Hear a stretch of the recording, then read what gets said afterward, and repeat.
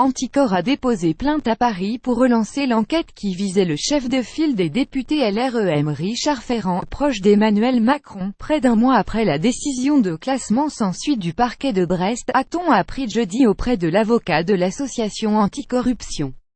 Cette plainte avec constitution de partie civile, déposée mercredi auprès du doyen des juges d'instruction du pôle financier de Paris, vise à obtenir la désignation quasi automatique d'un magistrat pour enquêter sur l'affaire du bien immobilier acquis par la compagne de Richard Ferrand et loué ensuite aux Mutuelles de Bretagne, dont il était alors le directeur général.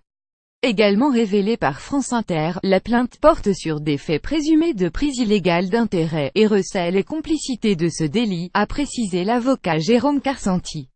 La suite après cette publicité affaire Ferrand. Pourquoi la justice s'arrête là? Le parquet de Brest avait annoncé le 13 octobre le classement de l'enquête, au regard, notamment, de la prescription de cette éventuelle infraction. Nous attendons l'ouverture d'une instruction, pour qu'il y ait un procès, car nous ne sommes pas d'accord avec l'analyse du procureur de la République de Brest, a déclaré à l'AFP Jean-Christophe Picard, président de l'association Anticor. Après le classement sans suite, Anticor s'est tourné vers le pôle financier de Paris en raison de sa compétence nationale sur les affaires d'une grande complexité.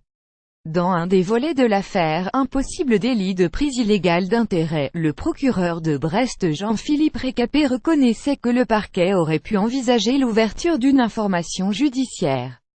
Mais après vérification, il s'est avéré que l'infraction éventuelle était prescrite depuis le 19 juin 2015, au terme des règles de prescription 3 ans alors en vigueur. Richard Ferrand EXPS et soutien de la première heure d'Emmanuel Macron, à qui cette affaire avait coûté sa place de ministre, s'est toujours défendu de tout conflit d'intérêts.